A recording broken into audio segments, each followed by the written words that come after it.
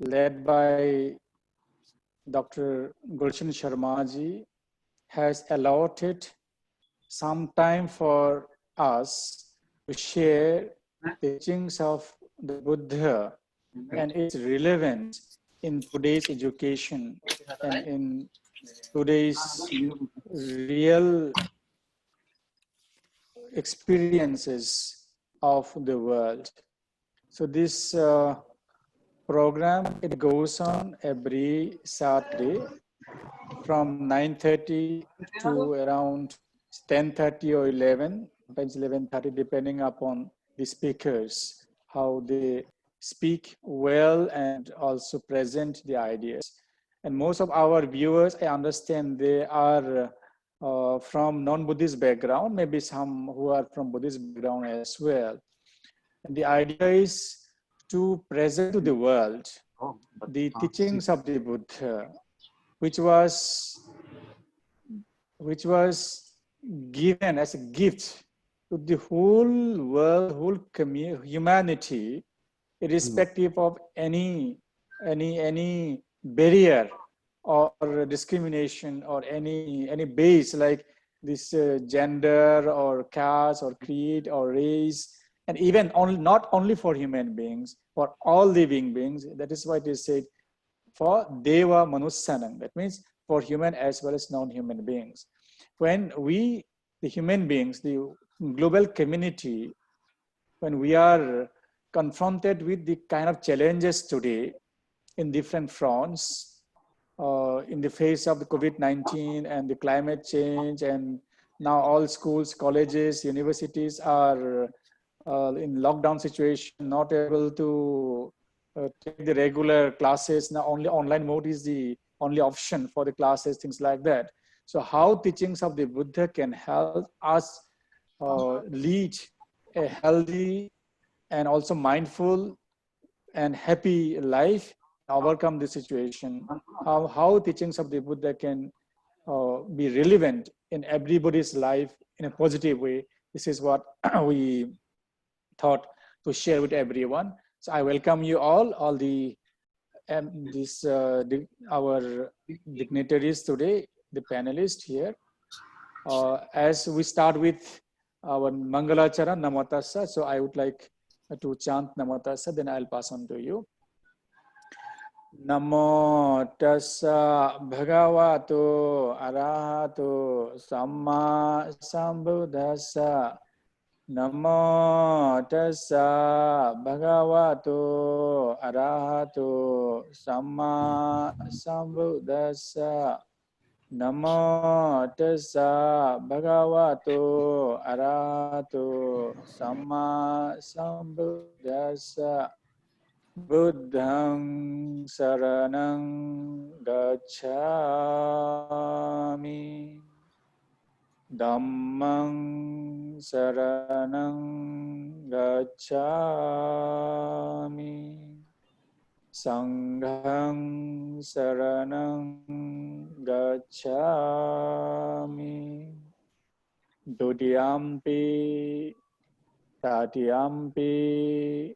Buddhang saranang gacchami.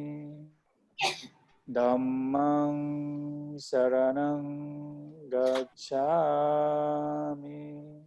Sanghang saranang gacchami.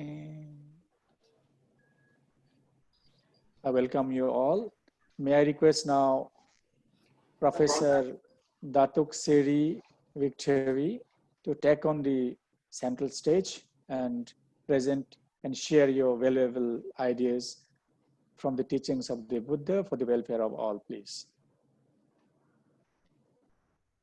Yeah, unmute your this. Kindly unmute your mic, sir. Okay, thank you very much, Bante Dhammapiya-ji and Dr. Gulshan Sharma. I will have some slides to share, and just hold on. Yeah, sure. Oh, that's. Yeah. You have a direct access. Yes.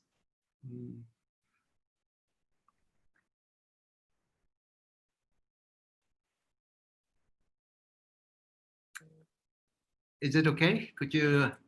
Absolutely fine. Absolutely. Yes, yes. Okay. Okay. So topic this morning will be the relevance of Buddha's teachings in today's education. And my background is that I'm a professor at Taylor's University, where I teach tourism economics, and I had been a president of the Buddhist Gem Fellowship. I was one of the founding members, and I've been president for many years now. And part of my role in the Buddhist community is I was one of the composers of Buddhist music as well. So I'm a musician. So we talk about the relevance of Buddha's teachings in today's education. Well, maybe let's go back to the meaning of education.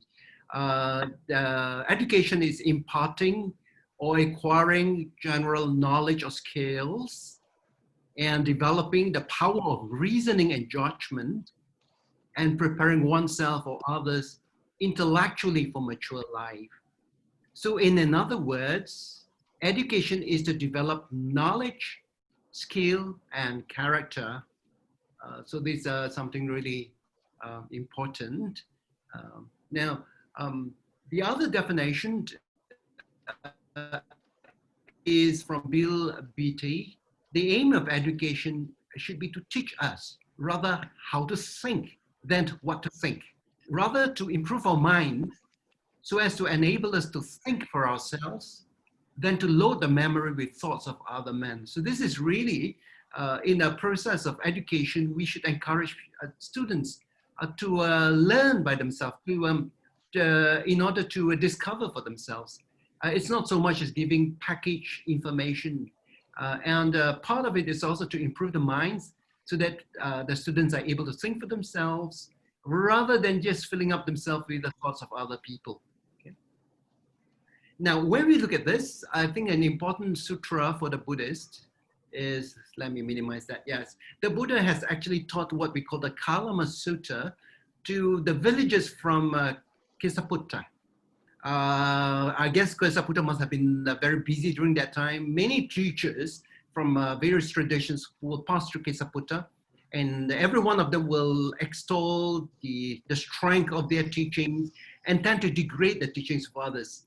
So when the Buddha came to Kesaputta, the devotees came to him and say, you know, teacher, master, Bhagavan, the problem is that we do not really know what to accept, because there are so many teachings that have been taught by each of the gurus that have passed through.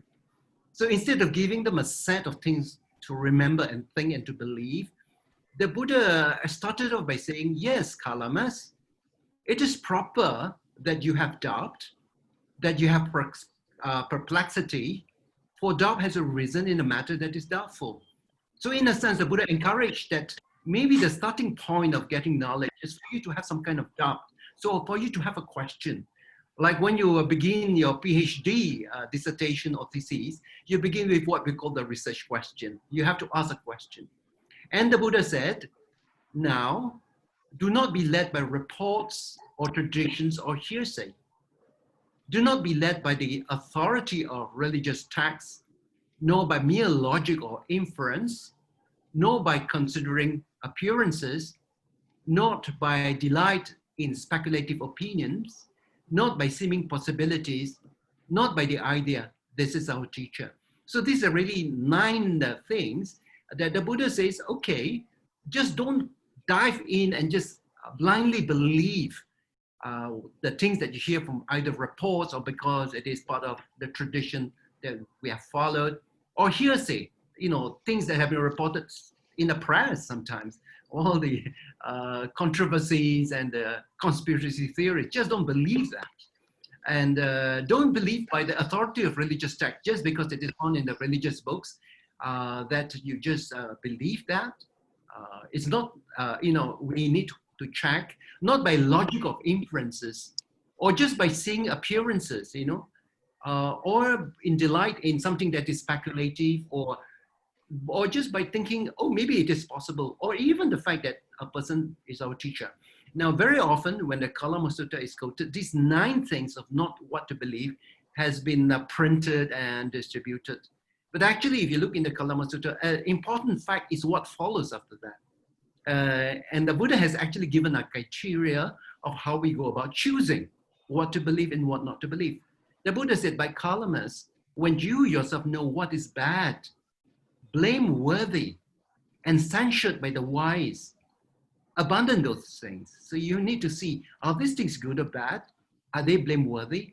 Are they things that will be encouraged by the wise?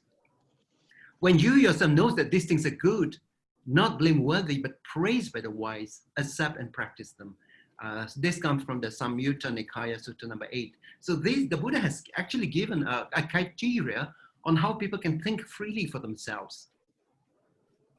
So education is really search and self-discovery.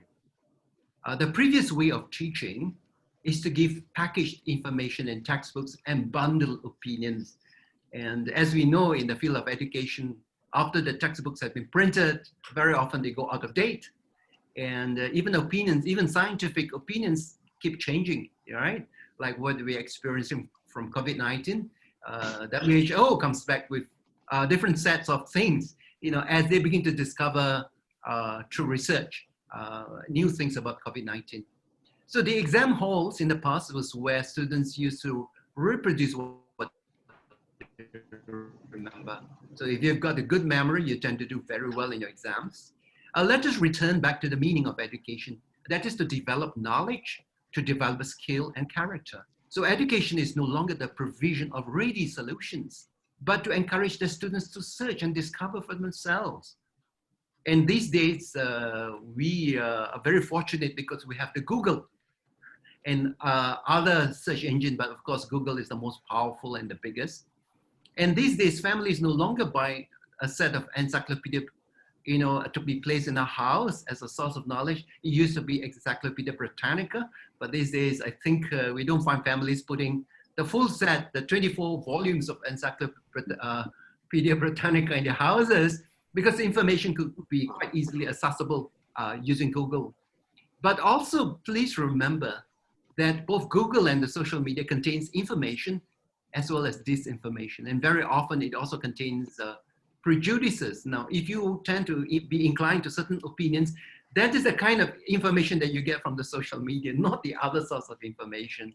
And if you're in the United States, you know that some media are really for the Democrats. So you're on the side of the Democrats, and you get a lot of news about anti-Republicans and also the president.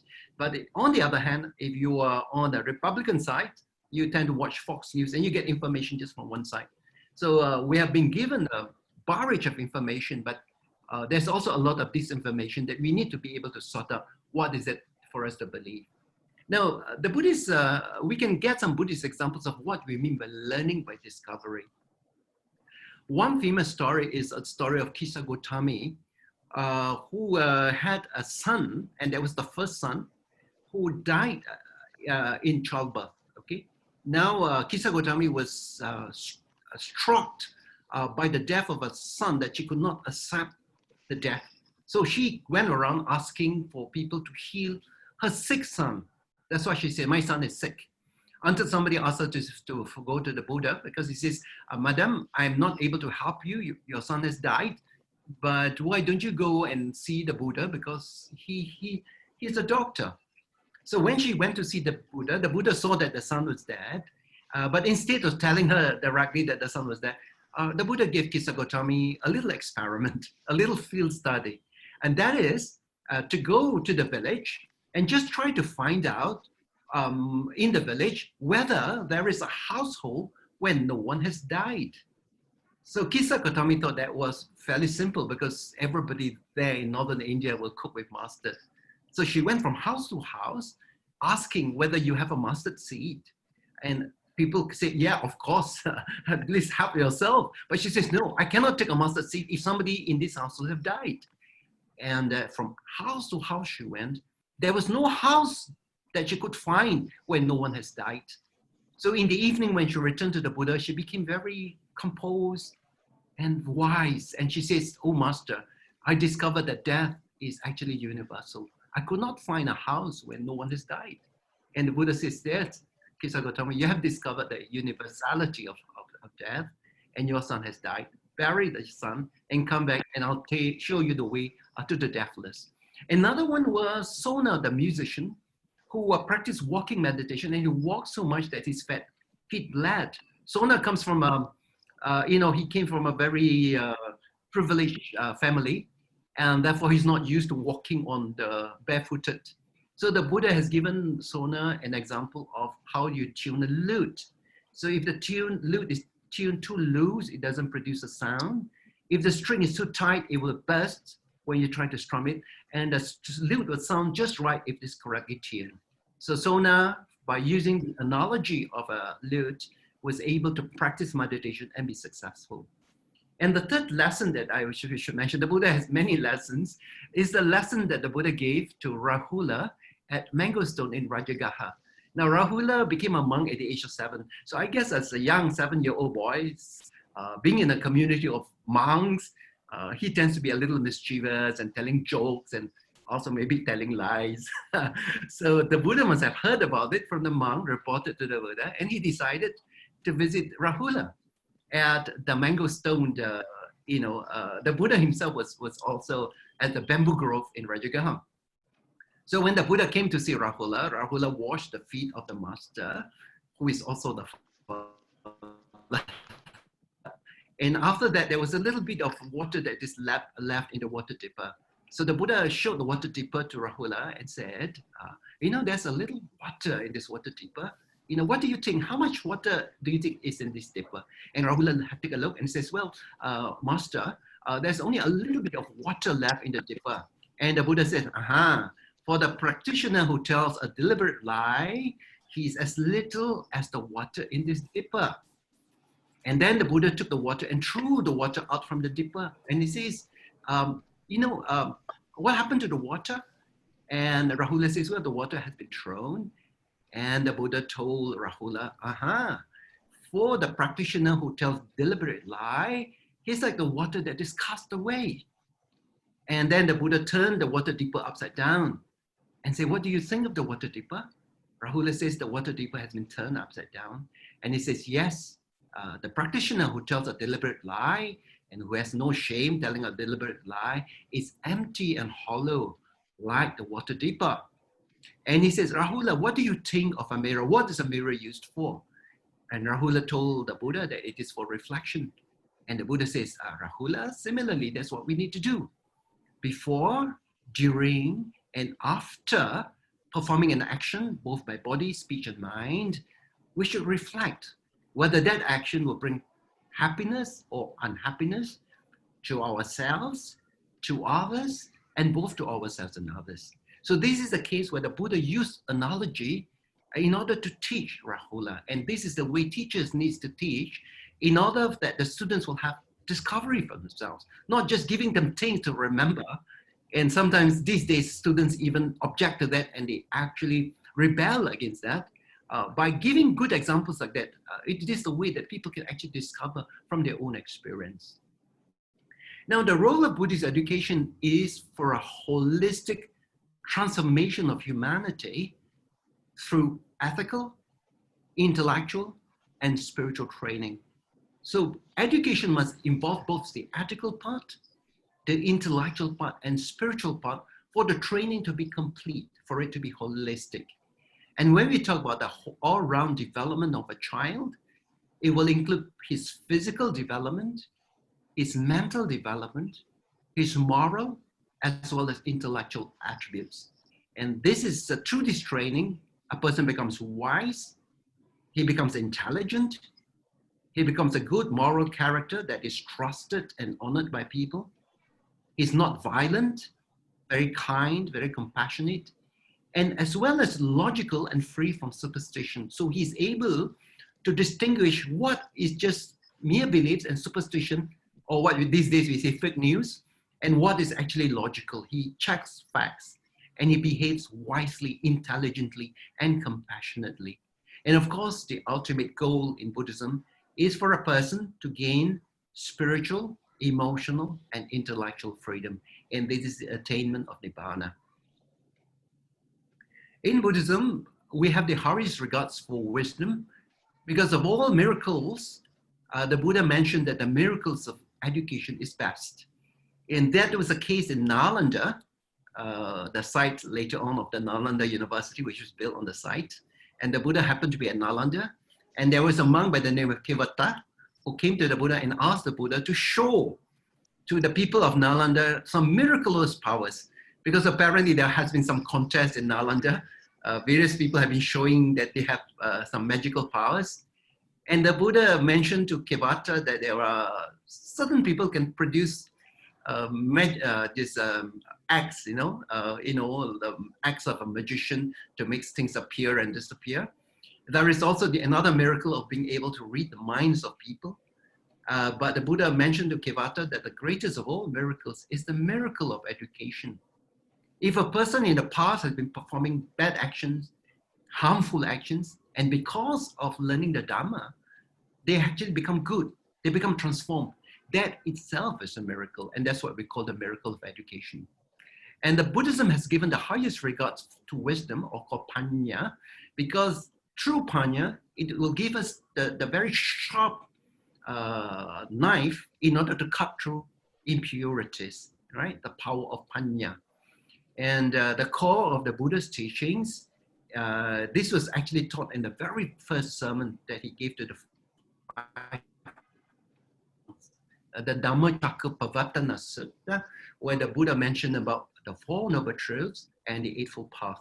And the Eightfold Path is a path of transformation on how we can bring a transformation to ourselves by practicing the 8 factors. And when we group them, you have the factors of morality, which is called sila, the factors of mental culture, of meditation, which is called samadhi, and the factors of wisdom, which is called panya. And these sila, samadhi, panya is contained within the Noble Eightfold Path. The Noble Eightfold Path has also sometimes been categorized as the path of vision, which is called a samadhi, that is having a perfect vision of the vision of enlightenment. And the 7 remaining factors will be the path of transformation, how we go about transforming ourselves so that eventually we can gain enlightenment. Now, there are several routes of acquiring knowledge, which is called jnana. We can acquire knowledge by the accumulation of learning or teaching. And the 3 roads to gather knowledge and wisdom, first will be sutta manya jnana, that is knowledge acquired by learning. And this is the knowledge that we get that is taught in schools. Yeah? Things that we read in books, things that we get from our teachers, things that we learned, the sutta manya jnana. The second source of knowledge will be cinta maya jnana. This is the knowledge gained by thinking, by reasoning, by reflecting. And the third source of knowledge is called bhavana maya jnana. This is the knowledge acquired through meditation. And this is the experiential realizations and insight knowledges that arises through mental cultivation. When the mind becomes very calm, peaceful, and pure, and when it goes very deep into meditation, certain types of realizations will arise naturally within ourselves. It is not something that we read from books or that we hear from teachers. It's something that we discover from ourselves. And this suddenly begin to open, a certain misunderstandings and conceptions that we have about things. And it opens our eye to see things as they truly are. And this is what we call the bhavana maya jnana, or bhavana jnana maya panya, the knowledge that is acquired through meditation. In teaching, we try to extend the teaching method from sutta maya jnana, that is just giving teaching, to include also cinta maya jnana, so that the students can gather knowledge from reflection as well as discovery. So this is the new way that we teach right now. Instead of just giving lectures, giving various types of assignments that through going through these assignments, the students will learn and discover for themselves. And I've given some examples of how the Buddha encouraged people to discover the truth by giving them some experiments or giving them some analogies. With regards to learning, the Pali word, the sutta, means learning. And this is, of course, the first step in order to acquire knowledge. There is also another term called sippa, which means knowledge or skills acquired in skills or in crafts or arts. And these are denotes worldly knowledge. In the Mangala Sutta, one of the sutras taught by the Buddha, there is a verse that says, Bahu Satancha Sipancha Vinayocha Susekita. So we see the word Sipancha comes from the word Sipa. It means, this verse means vast learning, perfect handicraft, and a highly trained discipline. Here the Buddha enumerated 38 blessings that a person gets. And Sikha is higher training. And there are 3 types of higher training. You got Sila Sikha, the higher training of morality, Samadhi Sikha, higher training of mental cultivation, and Panya Sikha, higher training of wisdom. And as Buddhists, we observe the 5 precepts, the Pancha Sila. The Pancha Sila, or the 5 precepts, are training rules. They are as part of the Sila Sikha. They are not commandments given by the Buddha, but they're training rules so that we become a more moral and not a harmful character. Yeah, that is part of our as a practice for lay people. Now, in terms of stages of learning, there are 3 stages of learning. There is what you call the pariyatti, and that is learning. And from learning, you have to put that into practice. That's called patipatti, that is practicing, and pativeda, that's realization. So learning, practice, realization. Pariyatti, paripatti, pativeda. And of course, there is a big difference between knowing and doing. Knowing is what we call declarative learning. That is learning by reading and listening. We can learn, we can read about how to be compassionate, but it doesn't make us compassionate. We have to move on to the next stage, which is called procedural learning. That is learning through cultivation and practice. And for an effective learning, it has to incorporate both. Neuroscience teaches us that these kinds of learning operates through totally different brain circuits. So when we learned, by reading and learning, one part of the brain is the circuit is activated. And when we begin to put that into practice, when we try to cultivate and practice it out, another circuit of the brain, another circuit is activated. So we need both forms of learning for there to be transformation, yeah? For us to be completely, this is validated from neuroscience itself. So we need both pariyatti, patipatti, and pativeda. Now, I must also mention that there are challenges of well-being. Now, the problem of these days that students face is this is what we call attention deficit disorder among children. It is actually very serious because these days,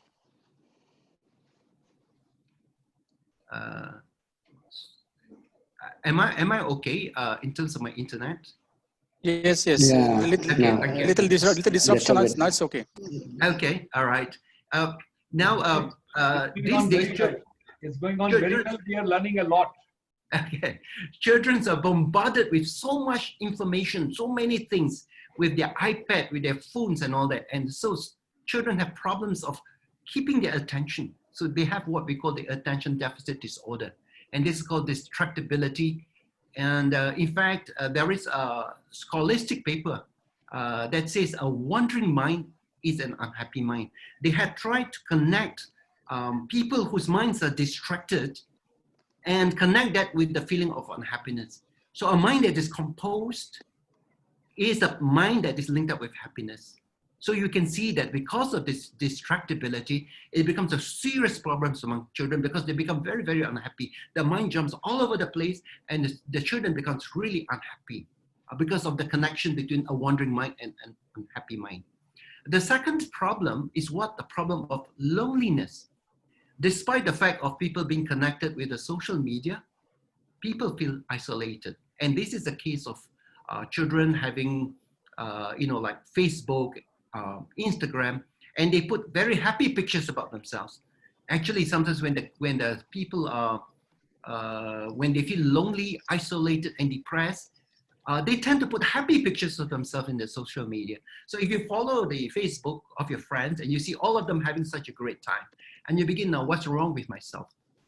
So there is this sense of loneliness. The third problem is negative self-talk and depression. And through research, it is found that there is a large increase of depression amongst children ages 12 to 17 years old. And amongst the negative self-talk and depression, it tends to occur more frequently among the females and males, and it culminates in suicide. So suicide rates have been increasing, and it is linked up with negative self-talk and depression. People talking about themselves within their minds, talking, running themselves down, you know, criticizing themselves. And this leads to depression. And then finally, the loss of meaning and purpose in life. And again, the people begin to feel that what is the point of me, you know, what is the point of life? And what is the purpose of life? And especially, this occurs when people tend to be senior, when the children have already started working and they feel left at home with a couple, and especially with one partner has passed away. They begin to feel very depressed and they lose a sense of purpose. And in fact, it was found that people who had lost a meaning and the purpose in life, the probability of them dying within the next 5 years is 2 times higher than a person who is obese. Okay, so actually losing a sense of losing a purpose in life, it has a problem with health. That's all right. Now, neuroscience shows the efficacy of meditation and mindfulness practices. Mindfulness and meditation training can help to rewire the brain through a process of what we call neuroplasticity. Neuro relates to the brains and our nervous system. Plasticity comes from the Greek word that is moldable, that we can shape it. So neuroplasticity means the brain itself will reshape itself through mindfulness and meditation. And in fact, there have been many research that is done in good universities. For instance, they use an MRI scanner on a randomized group. That is, this group of people have been chosen randomly. And they put them through compassionate training for 2 weeks. And they have to practice meditation for 30 minutes per day. So 30 minutes times 14 days, that's about 7 hours of meditation within that 2 weeks. And when they scan the people who have gone through this compassionate training, they found that in the brain itself, the neural linkage between the prefrontal cortex, the front part of the brain, and the ventral striatum of the brain becomes stronger. And these 2 parts of the brain, when it is linked, when it is strongly connected, shows the correlation with positive emotion. So in other words, these people who underwent compassionate training, meditation for 2 weeks, 30 minutes per day, have actually developed the link of their brains is strengthening positive emotions. And this comes from Wang et al. In Psychological Science, published in 2013. So in effect, we could actually show, science can actually show, as you can show the diagram, the diagram of our brains, that meditation can address the negative emotions that I mentioned earlier, the 4 factors that work against our well-being. And we can actually address it through meditation, because through meditation, the process of neuroplasticity, it will strengthen the connection of positive emotions within ourselves. Now, let me just move on to the adoption of Buddhist practice in schools, as well as in the West. And the source is from mindfulschools.org.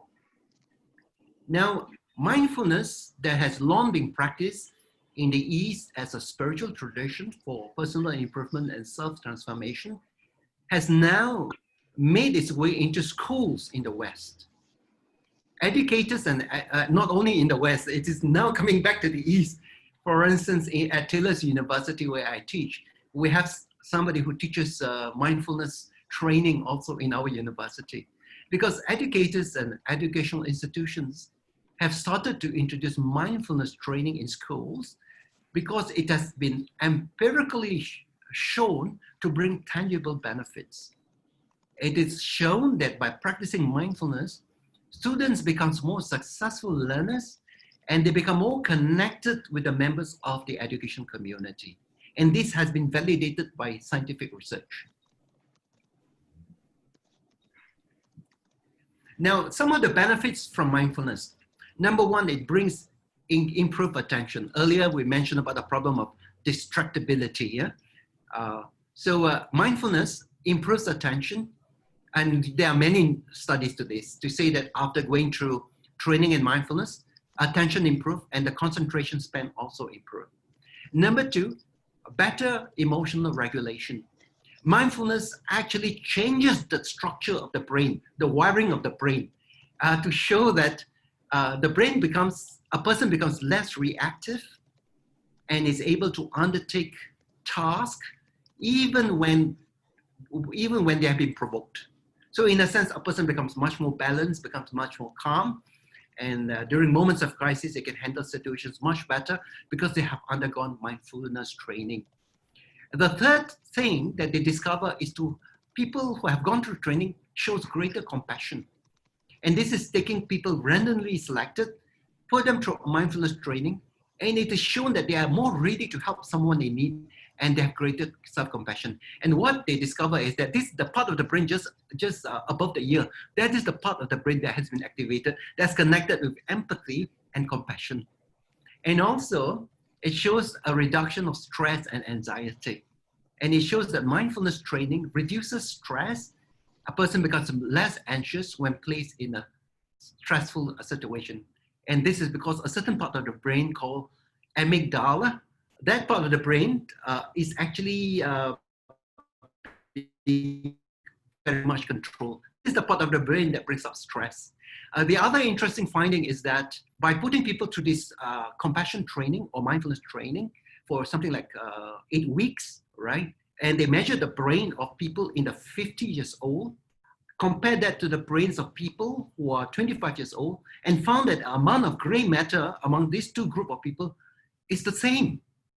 Whereas if you compare the brains of people in the 25 years old with a control group, that is people who do not go through training, mindfulness training or meditation, in the 50 years age group, you could see the gray matter of the brain actually much decline. So as you get older, the brain matter gets decreased, and therefore the person becomes less, he loses his memory. But for a person who practices meditation, there seems to be not much difference between people who are 25 years old and people who are 50 years old. In other words, mindfulness training and meditation makes the mind younger, makes the brain younger, which is interesting. Okay, so this is the brain, and you could see that mindfulness develops the brain. This is the amygdala, number one. This is the part that is linked up with stress. So when you do mindfulness training, this part becomes less activated, and so you become calmer and you do become less panic. You're able to handle much better. Second part is called the hippocampus. The hippocampus is critical to learning and memory. So through meditation, this is the part that is actually developed. And so the gray matter density also increase. And it also controls the amygdala. So a person becomes better controlled and less stressful. And the third part is what we call the prefrontal cortex. This is associated with maturity, including regulation of emotions and behavior and ability to make wise decisions. So this is the part that is activated during mindfulness training. And this is the part that keeps a senior person, his mind young. So the brain matter, the gray matter of this part remain the young and high density, equivalent to a person who is 25 years old. Now, the educators have found this practice of mindfulness meditation, which is part of our Buddhist tradition, brings benefit. For the teachers, they found that the teachers has reduced stress and less burnt out feelings. They are more efficient in doing their jobs. They're emotionally more supportive of the classroom, and better, they're able to organize their classrooms better. And what the teachers learn in mindfulness, they also derive they also see that the schools, their students actually do well. The students perform well for the teachers that do meditation, okay? Now for the students benefit from mindfulness practice as well because they have better learning skills. They have better social, emotional skills, so they become less disruptive. The troublemakers become no longer troublemakers, and they have a sense of well-being. And these benefits actually carry with them throughout their life. It is a kind of long-term improvement. That is if they keep on practicing mindfulness training. And this is among the youths who practice mindfulness training. Number one, attention and learning skills. So they have better attention and focus. They have much better cognitive development. That is, they can learn better. The second aspect that they develop is their social and emotional skills. They are better behaving skills. They have empathy. That is, they can empathize with people who are in an unfortunate situation.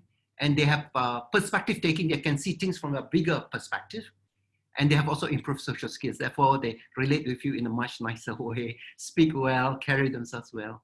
And the third thing that they develop is what we call resilience. And this is during times of stress. They have better emotional regulation, reduced anxiety and stress. And for post-traumatic symptoms, that is for people who are in deep stress, they have much less. And they also no depression, control of depression. And very interestingly, in the year 2020, this year, let me just minimize this so you can actually see what's on the screen. The American Heart Society came up with this poster. They are trying to promote loving kindness meditation or metta. Very interestingly, in Malaysia, I have been conducting metta on a weekly basis, I think now for 22 years. Now, the American Heart Society has taken this metta meditation, which is being practiced by Buddhists, and actually reproduced this, encouraging people to practice metta, sending loving kindness to themselves, sending to their family members, sending to someone who is neutral, sending to someone who's difficult, and sending to everyone in the world. This is the ideal part that you send to everybody, but actually for a person starting with metta, we just hold on the practice of sending loving kindness to your enemies and somebody difficult, because this is not so easy. So we practice actually sending to yourself, family members, sending to everyone, sending to groups, okay? This meditation is a Buddhist method, and the American Heart Society discovered that by practicing metta, by encouraging people to practice metta, it can develop empathy and the feelings of connection while reducing bias, anger, depression, and anxiety. And this metta, practice of metta, is actually good for the heart. That is why the American Heart Society is promoting the practice of metta for Americans. Isn't it interesting? The practice of metta meditation, 2020, was being promoted by the American Heart Society for Americans. And this is something that has been practiced for 2,500 years by Buddhists. And of course, scientific studies now support the wide acceptance of mindfulness and meditation. This is something that came from the East, it came from India, and it's now gone to the West, and also learning institution. But the good thing about the West is that they do things, they validate things by doing scientific studies. And the scientific studies shows that mindfulness training and meditation is actually effective. It is not just something for yogis and, because they think that these are all the people who go to the Himalayas and all that. It's got nothing to do with us. Now the studies show that actually it has something very much to do with them, right? Mindfulness training and meditation. Buddhists know that these practices referred in our Noble Eightfold Path: right effort, sama, vayama; right mindfulness, sama sati; and right meditation, sama samadhi. These are the factors on the Noble Eightfold Path. This is part of our mind training. When these practices in the West are not part of spiritual training, unlike the Buddhists, this is not considered to be spiritual training, but nevertheless, when the Western people practice meditation and mindfulness, they will see that their mental and emotional processes will be refined. They become refined, right? And after the mental training, the practitioners are more inclined to act in accordance with sila, because the mind becomes peaceful. So in the East, we start from sila, samadhi, panya. In the West, they start from samadhi, and then they go to sila, the other way around. But it's still good, all right? So this is to show that the scientific studies support the wide acceptance of mindfulness training and meditation. With that, ladies and gentlemen, I'd like to thank you.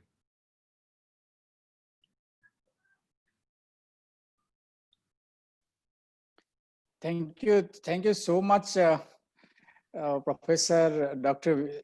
Datuk Seri Victory, for such kind of beautiful and informative and so relevant presentation today. the first speaker.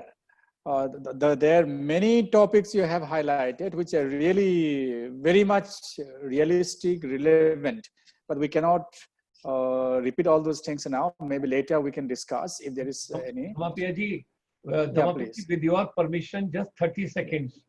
You can't Okay, imagine. please, I've got more than 2,000 posts on my WhatsApp group and on my Facebook for Professor Victor Lee. People have enjoyed so thoroughly because it was directly related to education 200%. God bless this soul. He spoke so well. I run short of words. I mean to say, my mobile is full. My mobile is full. Oh my God, my mobile is full. Dhammapiya ji, please go ahead. Yes. Thank you so much. Okay, thank you so much. Thank you so much. Now, may I request our most venerable Reverend Vetara Mahinda Thero from Sri Lanka. Kindly, if you are there, you can take over the stage, please, as you have to go for some other work. Please, Venerable Vetara. Thank you, Venerable Dhammapiya, and all other distinguished scholars who are present here at this moment. And I also thank immensely for inviting me to take part in this seminar right now. So I think I should not take a long time, because already I think a lot of aspects of the subject of education based on Buddhist teachings are covered by, can you hear me? Yeah, yes, your volume need to be increased. I think we can hear you, but a little slower. Can you hear me now? Yeah, now better. Yeah, please. Go ahead. Better. I think a lot of aspects of education based on Buddhist principles have been already covered. I need not go into detail right now, and also I presume that I should not I think make use of the lists included in most of the Buddhist suttas right now, but instead I say some points right now. And according to the Buddha's teachings, the parents' role in educating the children is the foremost and the most essential and the most important. The parents, as we know from the Buddhist sources, in particular the mother, is said to be the most important and most lovable and friendly person, Mata Mittang Saki Ghari, who lives in the house. It's also in his or her own house, and the parents' role, including the mother and the father both, is really very important for the improvement of all aspects of the adolescent after some time. Therefore, I think we cannot take this education of the adults as an isolated one and a separate one. Therefore, it essentially is linked with the role of the parents. The parents themselves should understand how to teach the babies or the children, and later on the adolescents, until they become young people. And therefore, without really not paying attention to the role of the parents, we cannot, as an isolated thing, we cannot take the education of the adolescent and the youth. Then it necessitates that the parents themselves should learn about how to not only give birth to the child, but also to teach them from the very beginning. And whenever the problems arise from the part of the baby, I think they should be very patient in every case, as most of the parents do.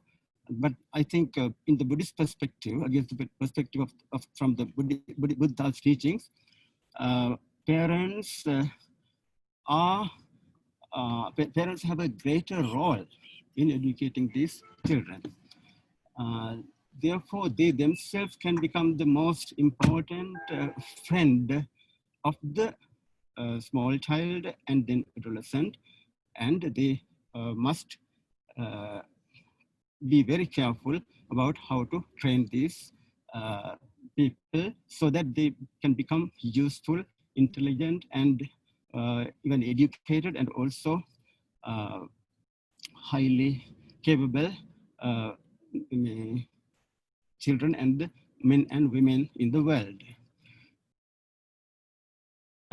Now, I mean, this aspect of being friendly with the children is very important because of some other reasons as well.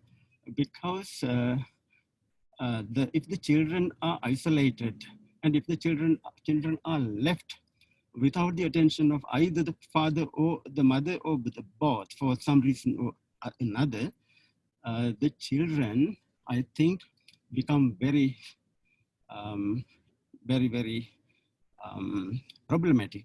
They cannot govern themselves, and they cannot really see the world through their own eyes, and they are not able to really know the society from the as taught by their parents, and therefore this aspect must be taken very seriously.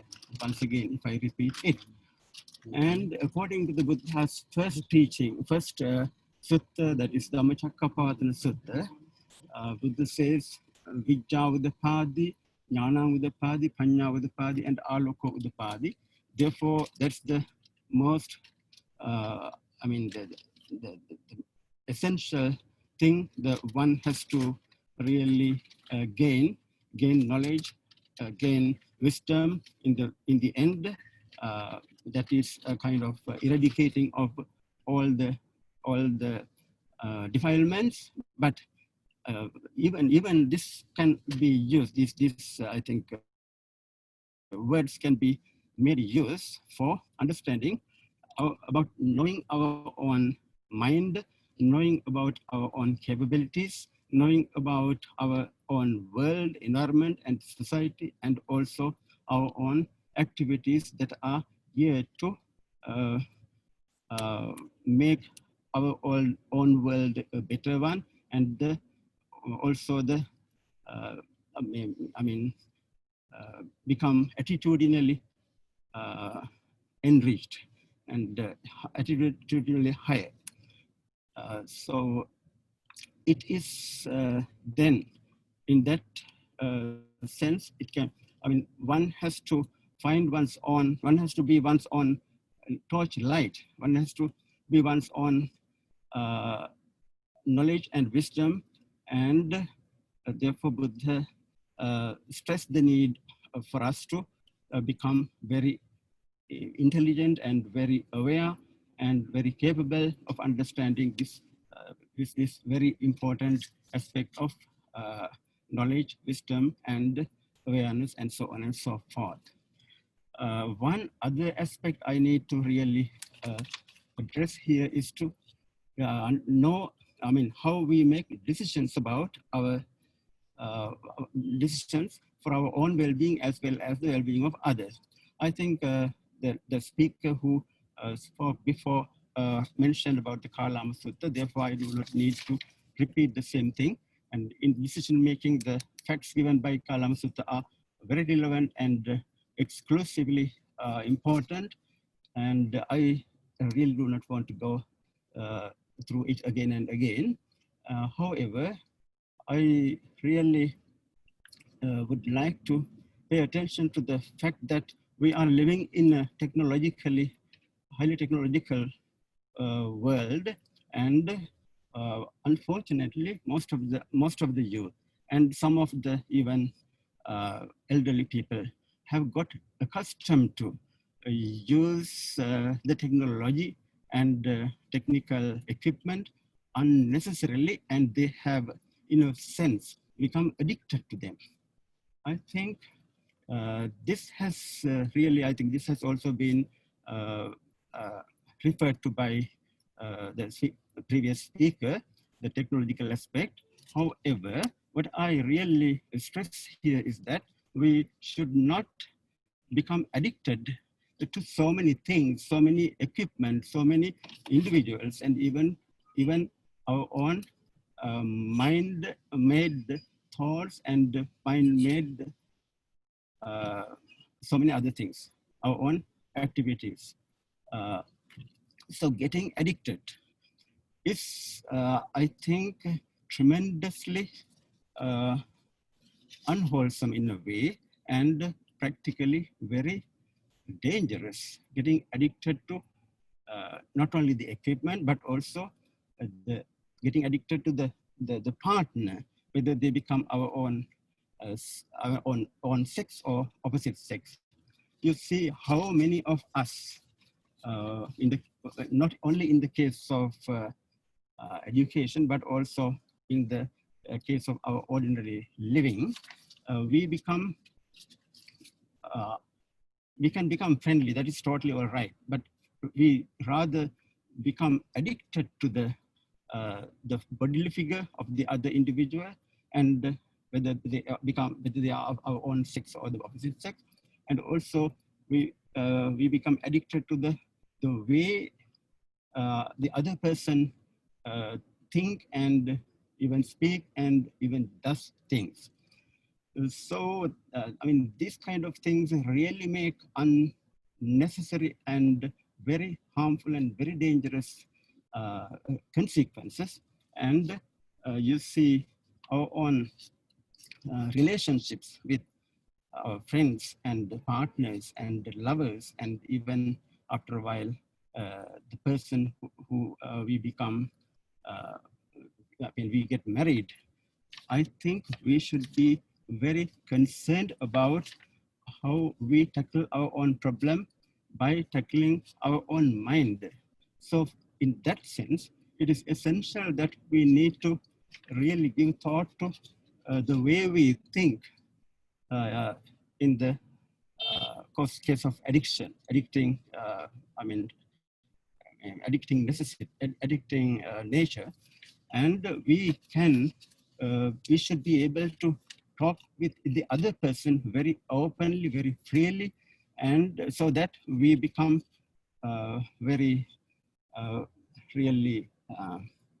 we become light in our mind. We become stress-free in our mind. So this aspect has been, I think, referred to in many suttas in the Buddha's teaching. I don't need to give names again, list of names. And now Buddha's message is to be appropriately mindful when you get things, when you get to know the individuals, and when you get to know about the even material things like equipment, as I mentioned earlier. And apart from that, in the case of education, really, we are really faced with disappointments in so many instances. Disappointments make us very troublesome, very sorrowful, and very, seriously depressed. Therefore, we should understand that everything has its nature in becoming an end, and also things do not happen to our own requirement, to our own likes, and things can always be different. Things can change, and everything is not happening to our own liking. So while trying to get achievement in our education, we should understand that disappointments are an associated aspect of the expectations.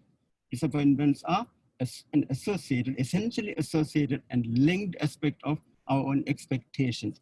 Therefore, if we do not get what we really want to know or want to do and want to achieve, I think we should be able to let things go, not really getting worried about what we do not get. In one instance, Buddha said, suppose you lose your objects, your houses, and material things. Do not worry. Supposing you lose your fame, do not worry. Supposing you lose your own relatives, do not get worried. But supposing you are about to lose your wisdom, then that's take it as a serious thing and consider that you do not lose your wisdom. So I mean, in the end, I would like to make this point, and then I stop this.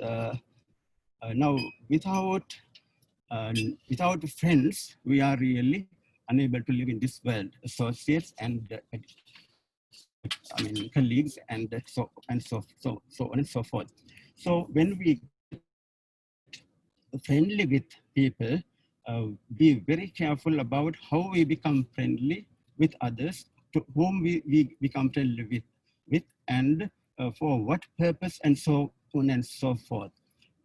Without becoming so close to them, be very attentive to the nature of the friend and take a suitable, appropriate time so that we can learn about them, and also, most importantly, be very cautious and be very knowledgeable and be wise about how we make decisions about the person who choose for becoming our friend.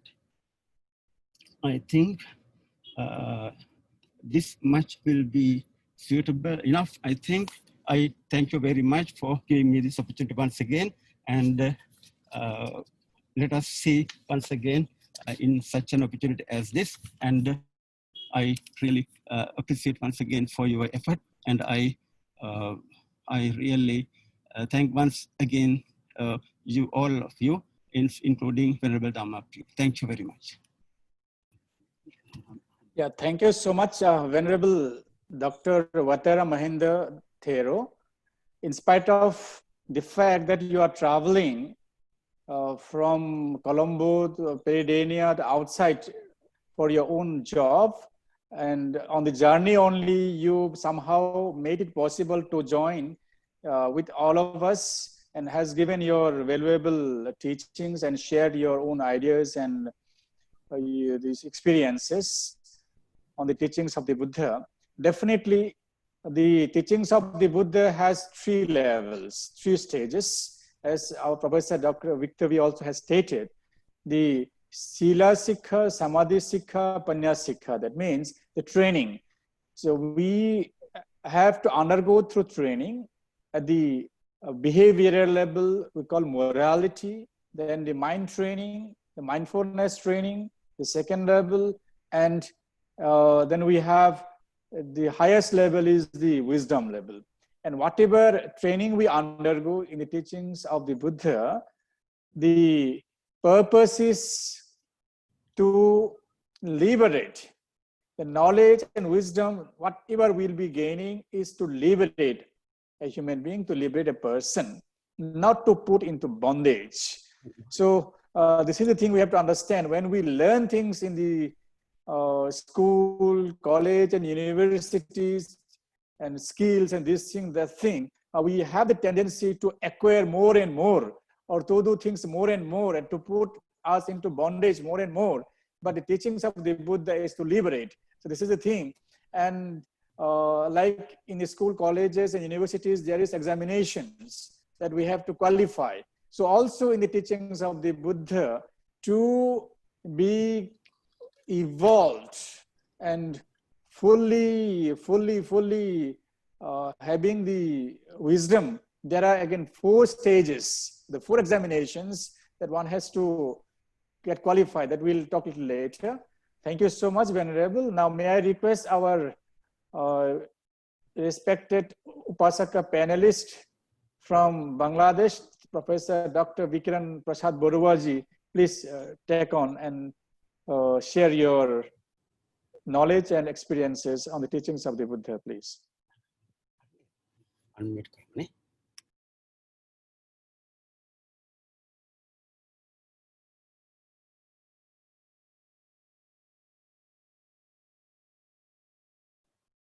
is to unmute his mic. Unmute. Upasak, please unmute your mic. Unmute. Just a second, I will help him. Oh, you have to unmute your mic, sir. You have to unmute your mic. You've got all the right, sir. Yeah. Yes, Now, yes. You are welcome. You are welcome. Please take on the stage.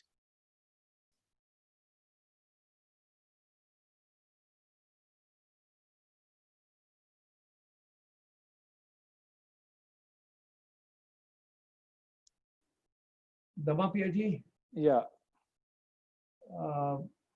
some technical difficulty over there, I think. Upasak, can you hear me? Dr. Vikiran Borua ji? Yeah. Yeah, okay, please come. Okay, fine. Yeah, please, you can start. Subhanaratna.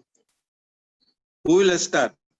No, you start now. Dr. Vikiran Prasad Borua ji, please, you start. Oh, so thank you very much for inviting me in this very important topics as a panelist.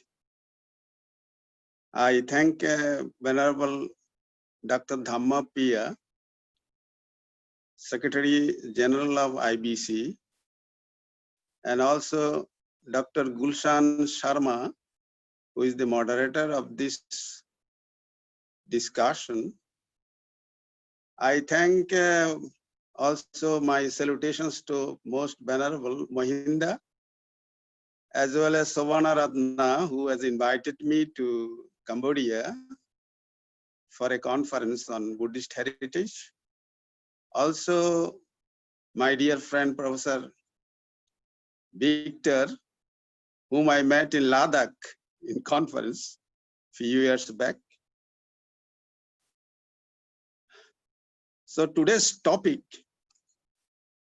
the panelists have been given the responsibility for making education relevant global confluence of educators and moderators.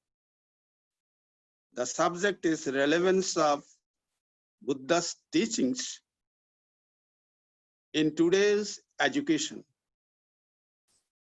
The question is whether the Buddha's teachings are relevant in the present day context of today's education.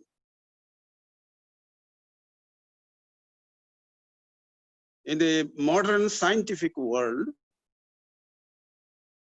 today's education is categorically based on various subjects, including science and technology, etc. So the responsibility of the panelists are to find out any relevance of Buddha's teachings. My dear friend, Professor Victor, has elaborately discussed on Buddha's teachings, and also Most Venerable Mahinda in his journey from Colombo to other parts of the country, he has narrated very nice issue on children. I am a teacher, or rather I was a teacher of physics. I'm not so much expert in Buddhism, but I try to learn Buddhism from my childhood. And being born in a Buddhist family, naturally, I'm accustomed to Buddhist practices. As a teacher, he has a method of, or rather he has a teaching methods given to the students for the benefits of the students. But the students have a learning methods of their own. There are many students who just take notes and memorize. There are many students who learn by practical process or by understanding the matter very carefully and thoroughly. These I have seen in my own life, whole life of teachings. So our teacher's duty is to raise the inner qualities of students to learn, which we are imparting actually to the students. And the students gain knowledge, and with this knowledge, he goes out of the university or the college and try to establish himself in the arena of the country, and he goes to the job, everything else. So the Buddha was a great teacher of humanity. Buddha is called Shasta or Shatta Deva Manushanam. He is the teacher of men and gods.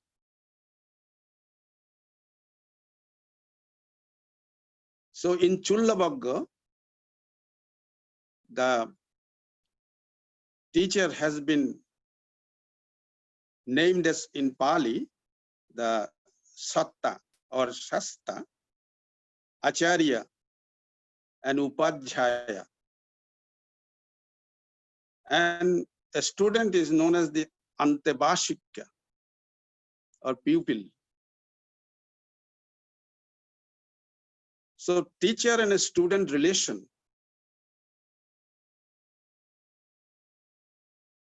must be there to make the students well equipped with the knowledge of any subject. And there are a lot of examples, even in Sigālovāda Sutta, that how the Buddha advised the young Sigala about his 5 duties to the teachers. Nowadays, in the country of each and everywhere, we see that if a student, if a teacher goes to the class, the students stand up from their seats. That system of standing, this has been advised to the Sigala, and also other duties to show respect to the teachers. And in Mangala Sutta, the Buddha, as Professor Victor told, that Bahu Satchancha Shippancha Vinayonsa Sushikito. That is the point which is very much relevant to the present context of scientific and technological education system in the modern day world. The Shippa is mainly focused on skill or knowledge of the art or craft, whatever the case may be. Bahu Satchancha, the students, they must learn many truths as well as the ship of many skills So nowadays, this type of education is introduced in different curriculums in different colleges, universities.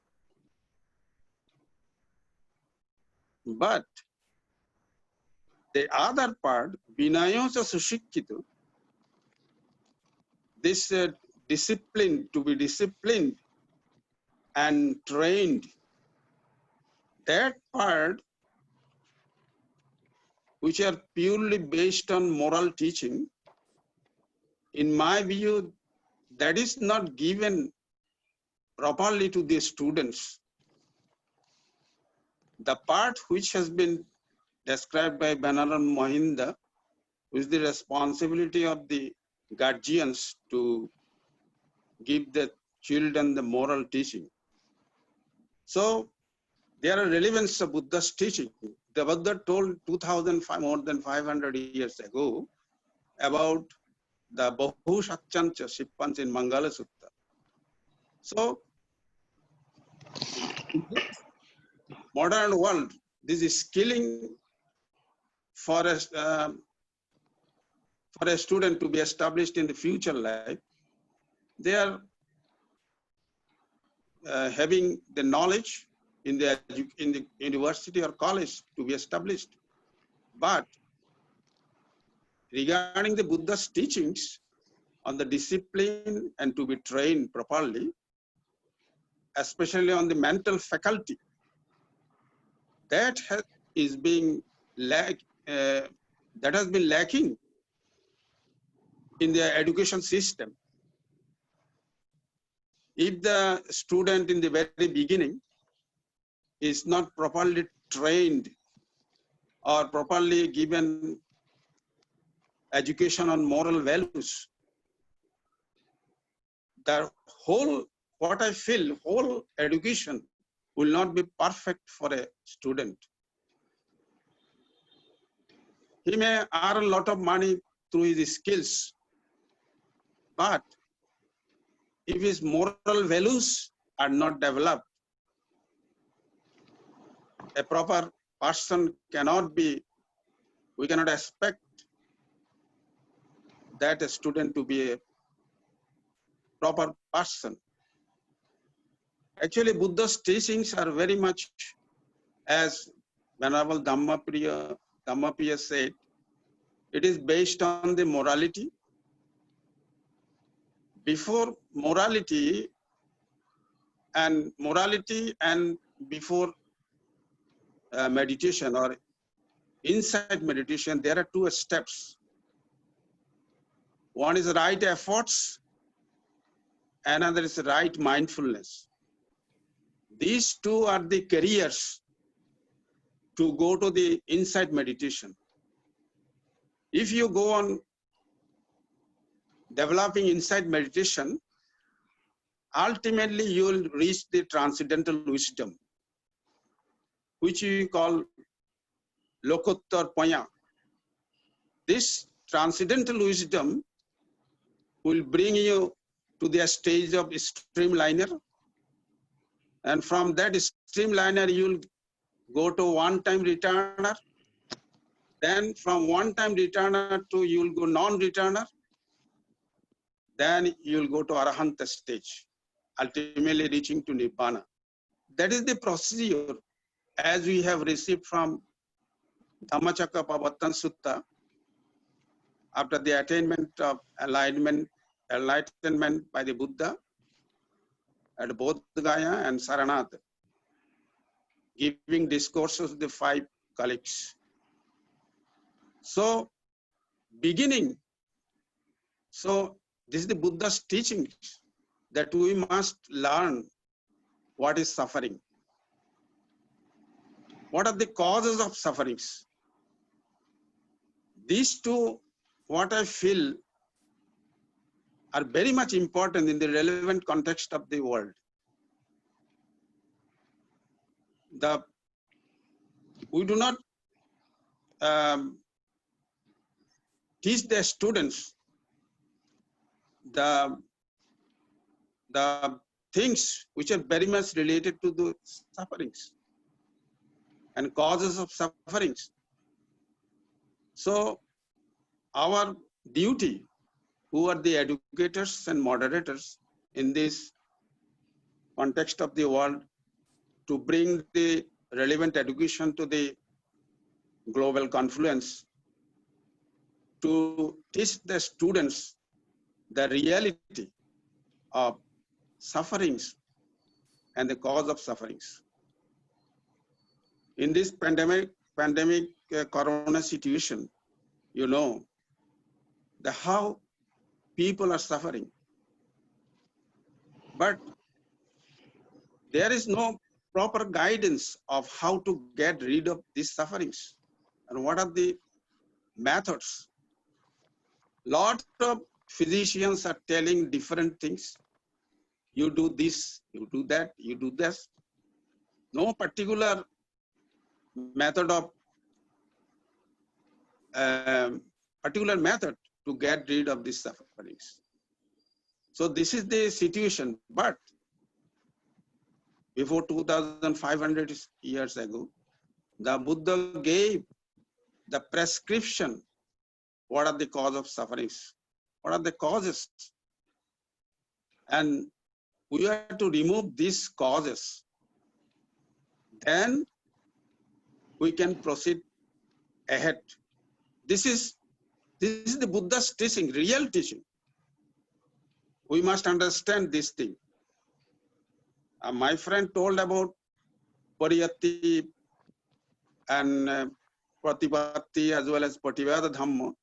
This includes all total Buddha's teachings of 84,000 Dhamma skandhas, Dhamma factors. So Buddha's teachings are to be applied for the removal of the sufferings. These things must be brought to the people. How to bring it? That is the question. The leaders of the organizations, world Buddhist leaders, Buddhist monks, and Buddhist lay people who are well versed in Buddhism, they must bring these things to the human society and make benefits to the human society by telling them the real Buddha's teachings. And our thing, our duty will be to make the people understand about the real situation, reality in the world. So my proposition is that the Buddha has spent whole of 45 years by imparting knowledge to the people, to the humanity, that we must inculcate some values. That is, in my idea, that everybody will tell it, that the Brahma Vihara. So to get world peace and to bring Buddha's ideas to the people, everybody, we must teach as teacher that loving, universal loving kindness and compassion. These two things are very much important in the present day context of the world. And in this arena of nuclear weapons and other things also,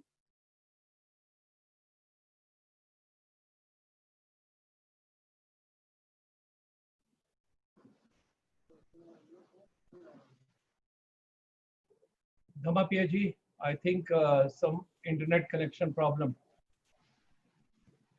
Dhammapiya ji.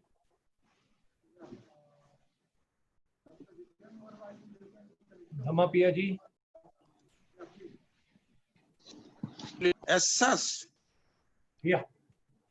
Buddhism and present day context of this scientific education must be brought to each other very nearby by the Buddha's followers. It is our humble duty to bring the Buddha's teachings to the very close to the students. Professor Victor has shown us the Kalama Sutta as well as the other things to the even to the medical MRI system also everywhere else. Of course, emphasis should be given on the right mindfulness. This is my right mindfulness. If a student does not study with the right mindfulness, he cannot memorize the lesson.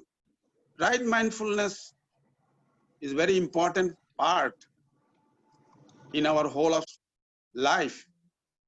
So we must also practice right mindfulness.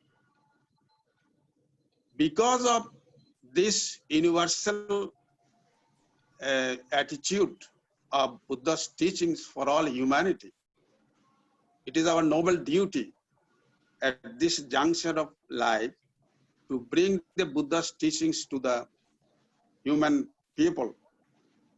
So I am not going to further detail about Buddha's teachings, which is a very vast subject, but in the present day context of the world, what I feel that the teacher-student relationship has deteriorated a lot. You see, in this pandemic situation, our teachers, our students are far away from each other. What the students are doing in their house, we do not know. It is at this moment the responsibility of the guardians to teach their children.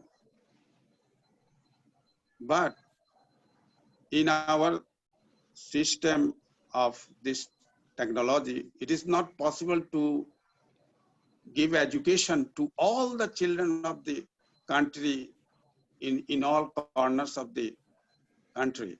So it's very difficult what the students are doing. So whenever students become idle, so one must understand that idle brain is the devil's workshop.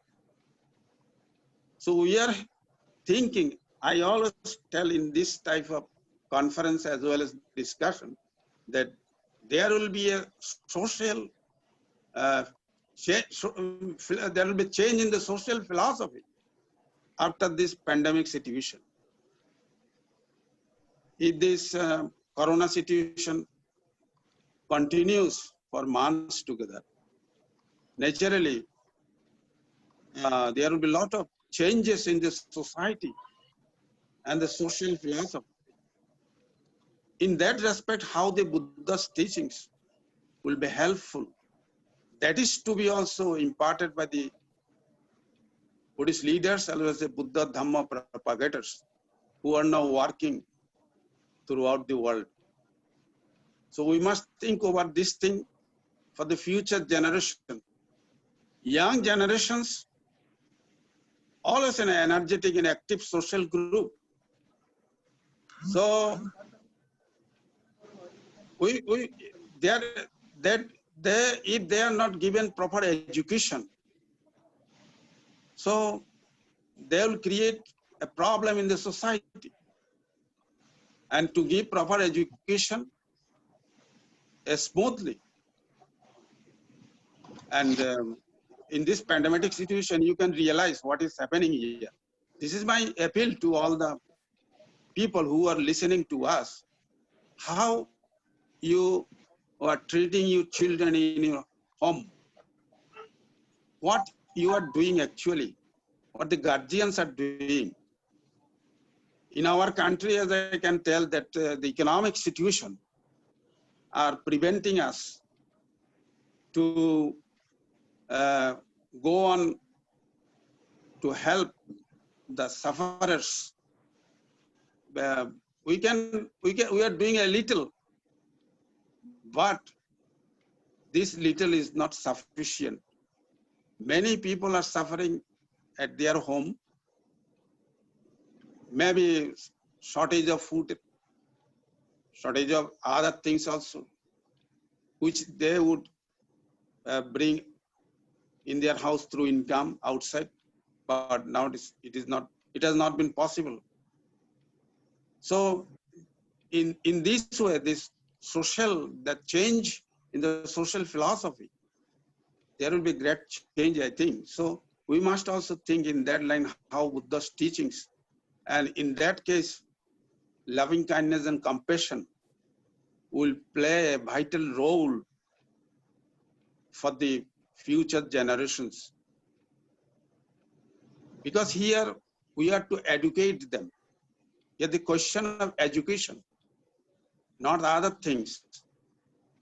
So we are to educate the young children in such a way that they do not become the burden in the society, but they must be helpful to the society and the country. So everybody has a goal for his own education.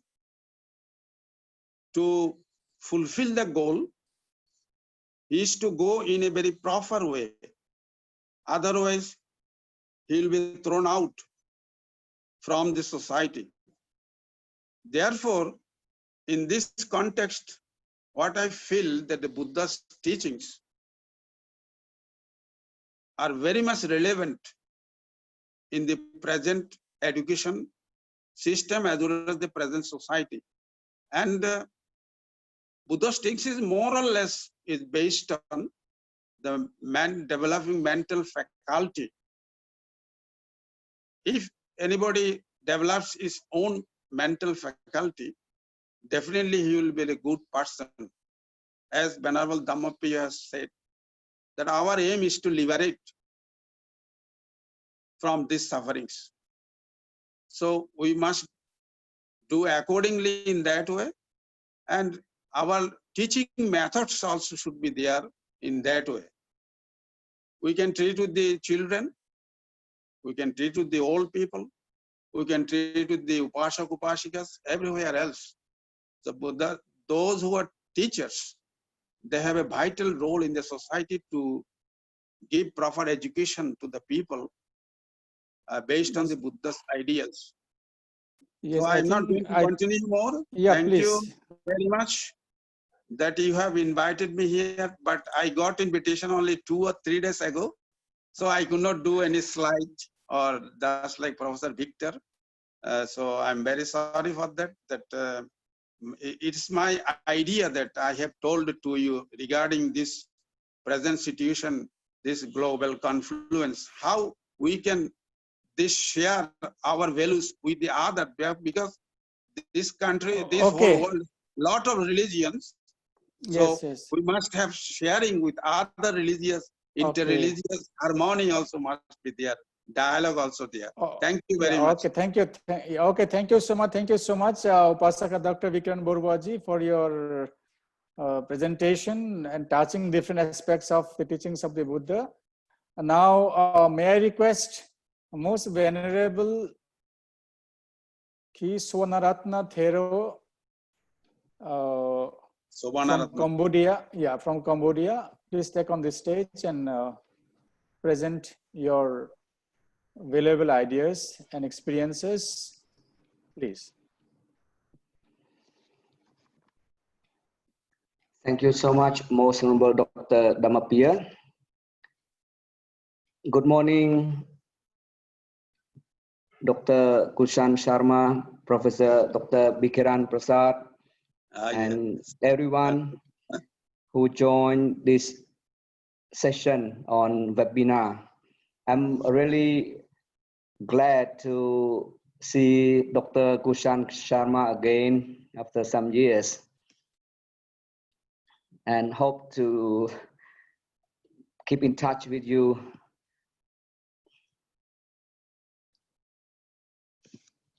Yeah, this session, we have listened to very distinguished presentation from very experienced speakers and educators. Now, my time is the last, I think, but if one were Dr. Vevata Mahinda is there or not, but anyhow, the speakers have already spoken all the principles of education. I would start with my presentation that I've been involved in education and as professor and as well as the chief administrator of Buddhist University for nearly 10 years now, and my teaching career has been over 15 years, 17 in fact. And yeah, my PhD also on philosophy of education with reference to the Buddhist education in Cambodia.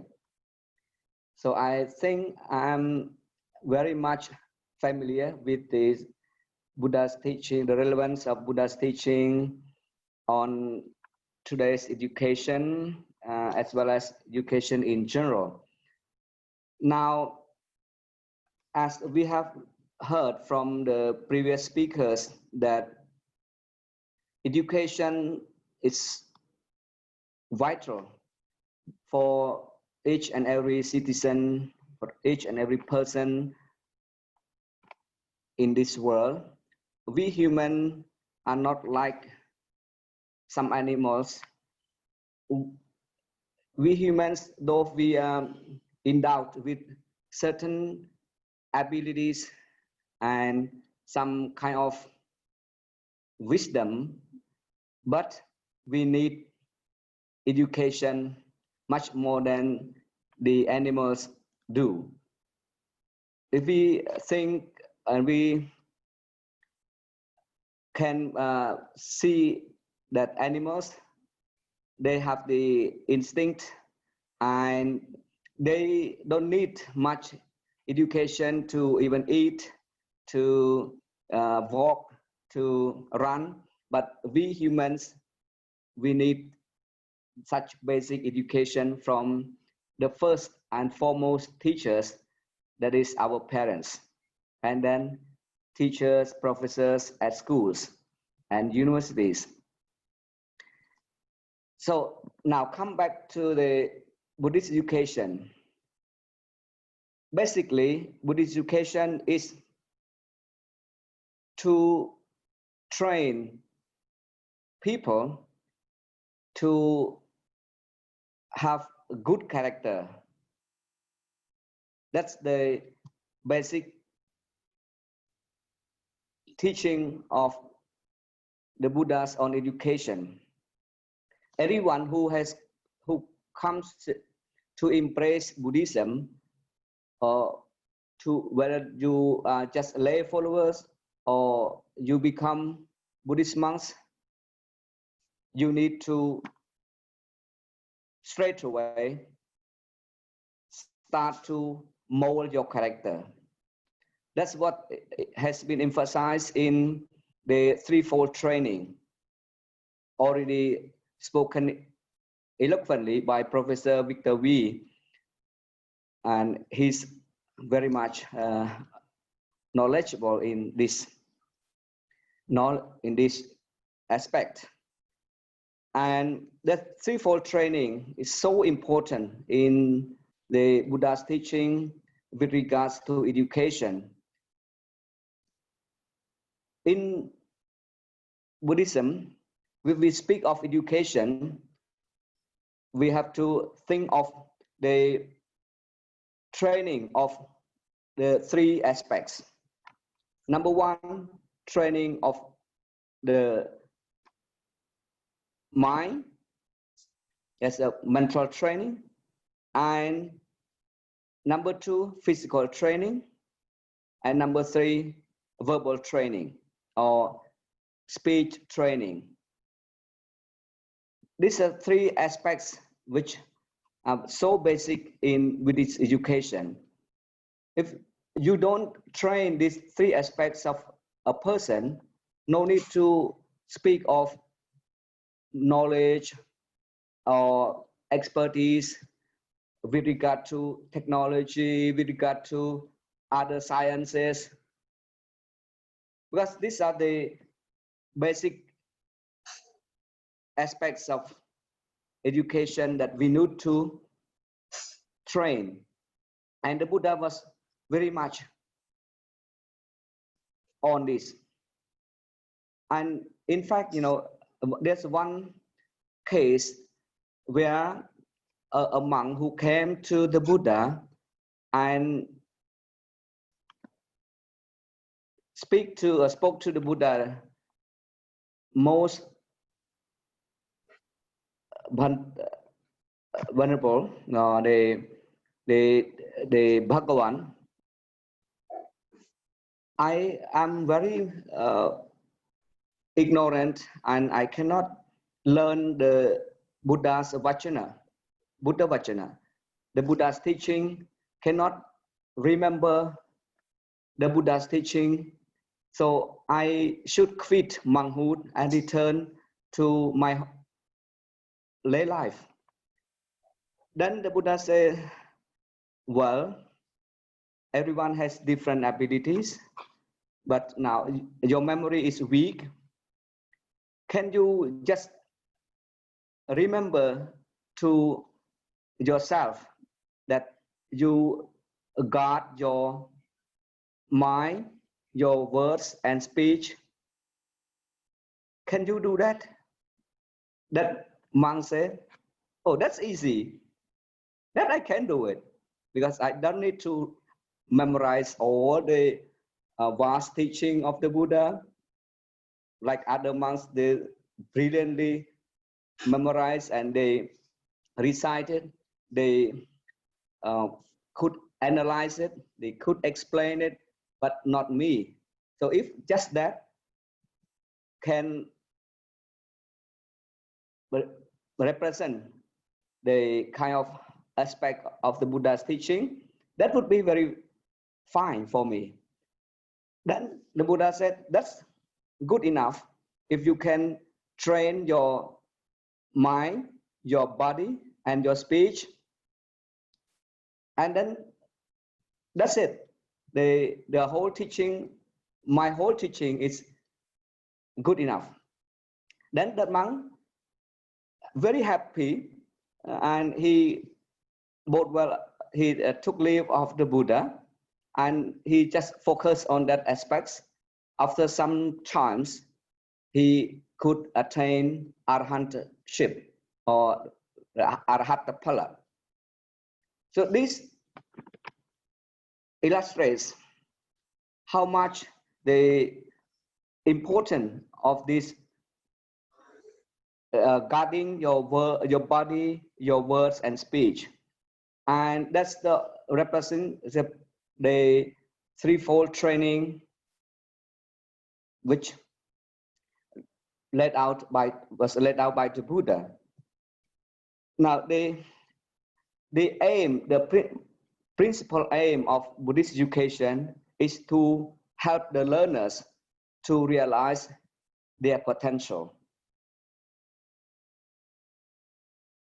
It's not just to impose any knowledge upon the person, but to facilitate the learners to reach their zenith or to reach the highest of their potential.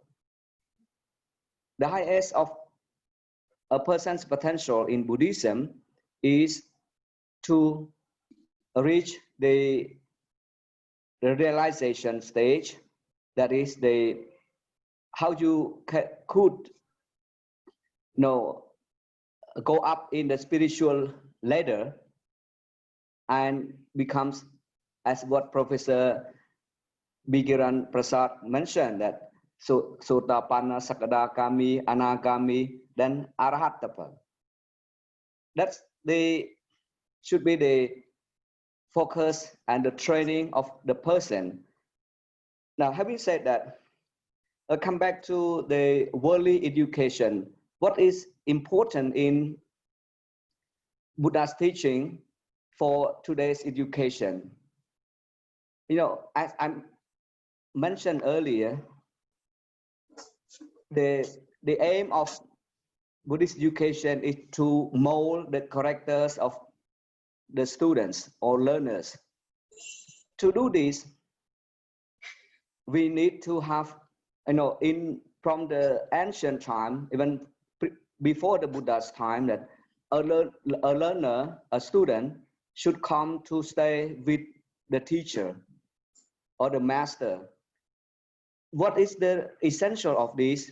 The essence of this, that when a student comes to stay with the master, he could learn not only the science, the knowledge, but to mold his character, because a student needs to be supervised. So in today's COVID-19 pandemic, education has been, if any extent, is just from distance, or what we call e-learning. This is not according to the residential learning, what I call residential learning. It's learning and have to stay with the master. Number two, the students need to imitate or need to kind of take the advice and see for themselves from the master,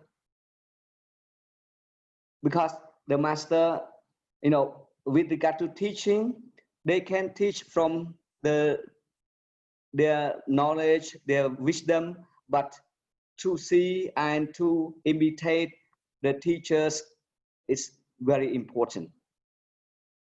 If you want to mold your character according to the master's words or the master's excellence, then the students need to imitate. So in the modern time, you know, before the COVID-19 pandemic, still we don't focus much on molding the character of education. So as Mahatma Gandhi said, education without character is a deadly sin. That's very true. If you only run for knowledge and your science, but you neglect the character building, that will bring disaster. So Buddhist education is not only to provide knowledge and science to the students, but to mold their character at the same time. This is reflected by the qualities of the Buddha, Vijja Charana Sampanno. A person, the Buddha was endowed with Vijja, the wisdom, Charana, that is the perfect conduct. So that is character. So the knowledge and character have to be hand in hand, have to go together. That's the basic principle of Buddhist education. That's what we have learned from the ancient time, the residential university like Nalanda, Vikramasila, Tantapuri, Odantapuri, all these were residential universities or residential seats of learning, where they not only provide the knowledge and sciences to the students, but at the same time, they have to be trained in their character building. They have to help their schedules to follow. Now, what time to get up, what time to make up yourself, what time to go to schools, and what time they go for the chanting, meditation, and so on. So the whole day, it has been scheduled for each and every student. I think with this history of Buddhist education and the principle of Buddhist education, we can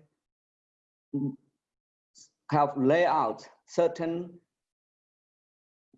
ways of Buddhist education for the today's education, and especially we need to inculcate to the students this character building, and what is mentioned in Buddhism is morality.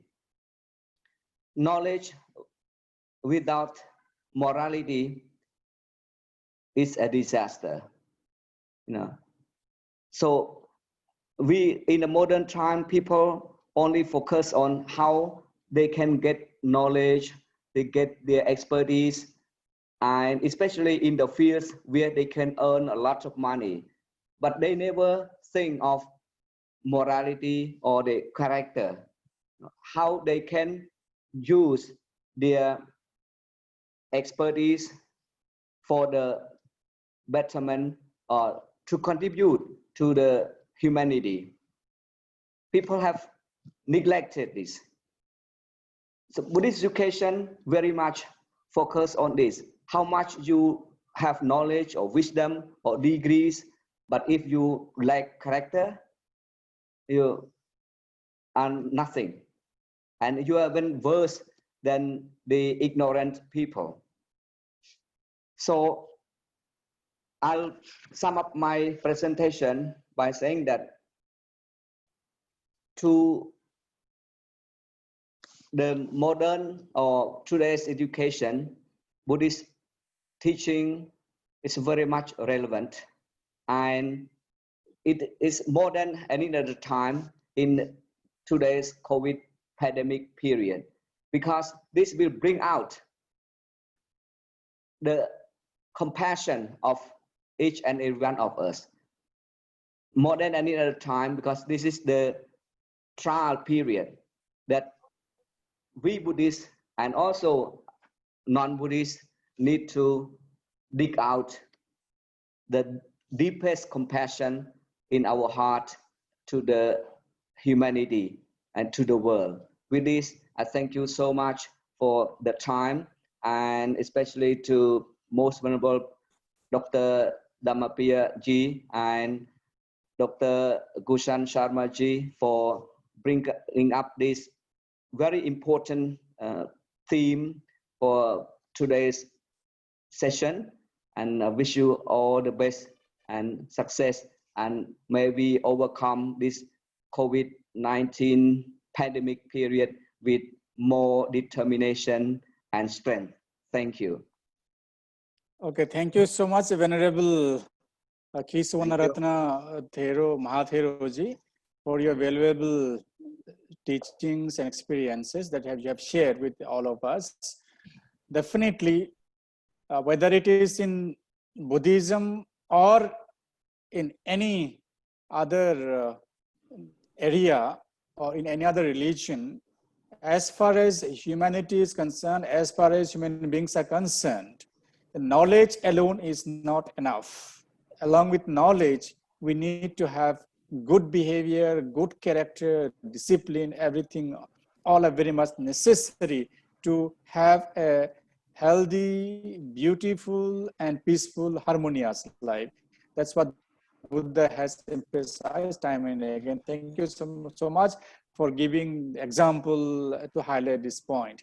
As the Buddha has said, Yo cha vasasatang jive apasya dhamma motamang. It's very relevant, I understand. So from the time we are born, somebody may live till 100 years, but not understanding, not realizing the importance, the essence of life, the truth, the Dhamma it's called, the law of nature, the realization of the truth and Dhamma, or some people call it God, whatever it is. But living even in one day where one can understand the importance of one's own existence and got knowledge into the reality of life and could live a peaceful, harmonious, and meaningful life, purposeful life, that is much more desirable than living hundreds of years. That's what Buddha has said.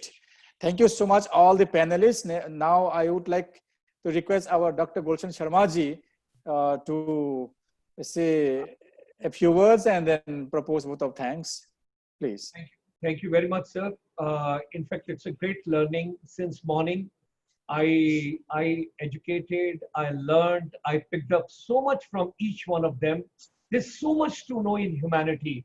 What I would like to make a humble request to each one of us, people, those who have joined us in the panel today, those who have come here today, and if you could bring some more people in this fold, if you can get some more dignitaries in this fold, if we can have some more our Buddhist practicing, the legends from the world over, joining this particular program, means the entire humanity should be benefited by Buddha's teachings and Buddha's philosophy and the way of life, the way all have to be. It was a great learning from all of you.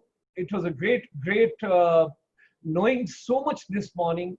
Professor Victor, we have left one more topic.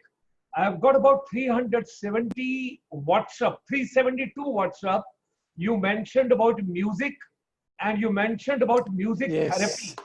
We want to have one session separately, how music is related to positive thinking, how music is related to positive dopamine, how music is related to anti-depression, anti-anxiety, anti-stress, and at the same time, I know you are a dream merchant because you are teaching tourism. So tourism people, they are the dream merchants. They just sell dreams. They sell you dreams. They'll show you Paris. They'll show you London right on the pages, and they make people travel. So what I wish to request you is, we are dedicating a lot of time on, and I'm inviting a lot of speakers. There's a lady from Germany, and at the same time in India, there is a lady from Assam, Dr. Sunita Bhuyang, who teaches leadership and management through violin. She's a third generation, and she teaches personality development and management through violin, the music. So you initially mentioned in your words about music, my mobile, whatever charges will come, Professor Dr. Victor, we will pay for that, because I'm getting so much messages. I'm getting so much of information. So we would be having one separate session with you exclusively on music therapy in education, music therapy to overcome depression, music therapy to overcome stress and anxiety, and of course, music therapy with beautiful notes of Lord Buddha, teachings, philosophy, and what all can come over there. With these words, I request Dhammapiyaji to have the last word, and thereafter, my only request, sir, all the dignitaries, those are coming here, please bring more and more people in this fold. I'm hungry. I want to learn from all of you. Please bring more people. Please bring more people in this fold. I want to get more and more people. 500 million people, and I'm not getting 500 people even in the morning. Sir, you can't imagine. I am hungry. Please feed me. Feed me. Give me my breakfast and my lunch together. So I hand you over to Venerable Dr. Dhammapiyaji. Yeah, thank you so much. I would request all the panelists to bring more of our friends and Buddhist practitioners and our contact people to this webinar and also to this kind of discussion, so that they can also share their views and ideas, experiences, and also can join as an audience also. Actually, this for Professor Victory, I just thought of requesting him to sing a song, but it's too late. Even I have to go for lunch. Sir, This- if you can give 2 minutes, I think you will leave the whole world. People are awake. People are awake in I Canada. see. People are awake in Latin America. If they can I be see. awake over Okay. there, Damapiyaji, your lunch can be waiting for 2 minutes, please. Okay. Okay. Then may I request Dr. Professor Victory to Yes. just sing a song, because he's you, sir. the composer and lyric writer. Is Thank very. Yeah. Very Please, Victory. Thank you. Thank you. Song. No, but Dr. Damapiyaji, maybe not this time. maybe the next time when we have the session on music therapy, I will be able to give some samples of Okay. music. Okay, right, okay. Thank you so much. So at the end, let us have the closing Bhavatu Sabha Mangalam, the closing blessings and prayer. Namo tassa bhagavato arahato samma sambuddhassa. Namo tassa bhagavato arahato samma sambuddhassa. Namo tassa bhagavato arahato samma sambuddhassa. Bhavatu sabba mangalang rakhantu sabba devata sabba buddha nubhavena sabba dhamma nubhavena sabba sangha nubhavena sada sukhi bhavantu te. Sadhu, sadhu. May all beings be happy, healthy, and Thank you very peaceful. much. Thank you very much. Thank you so much. Thank you. Thank you. Best See wishes you, to Venerable. Professor Bikiran Prasad. Venerable, how are you? Fine? Fine, Professor. Venerable, Happy to please see you bless me. again. Yeah. In this corona, I am well still. Always.